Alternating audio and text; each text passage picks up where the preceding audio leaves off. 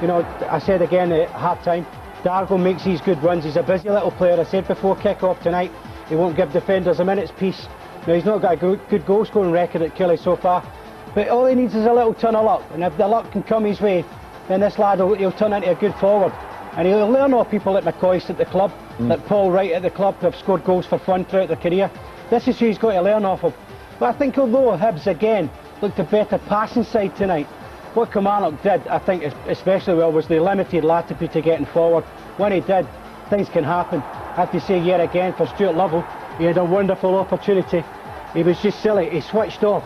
He makes his initial run in, and he clearly gets himself in too early. But he had enough about him to get back out and get back in again, and that would have given Hibs the lead. And I think that could have been a turning point for Hibs. If they would have got their noses in front tonight, I think Alex's team would have kept possession.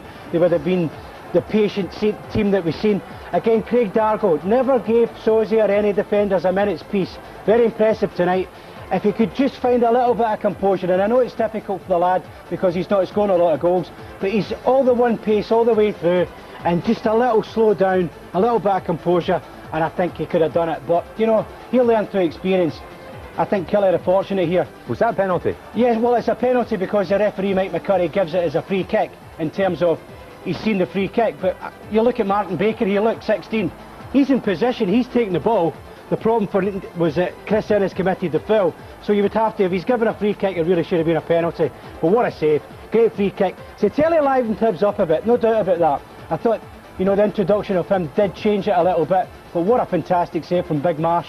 You know, time and time again.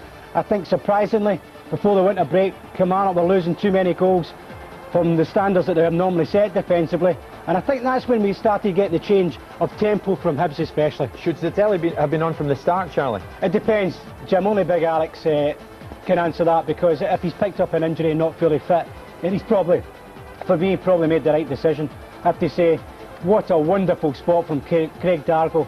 I mean, the lad Gary Hay does ever so well. It's a beautifully cushioned right foot volley. But all the credit must go to Dargo. His run's cute. I think he's bang on line with Sosie. Frank Sosie has made the wrong call here. He knows that Dargo's got the pace on him.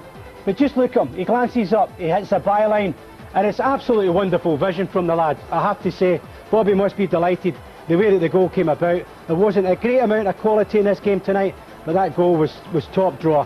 And Zatelli again, I mean, big Gordon Marshall is definitely, as Davey says, he's on his heels. This is going all the way by him. And I tell you, he's very unlucky to see that drifting wide. It's a great effort. But, you know, sometimes as Hibs are now in the position, I think that same guaranteed Europe. Dargo again is unlucky.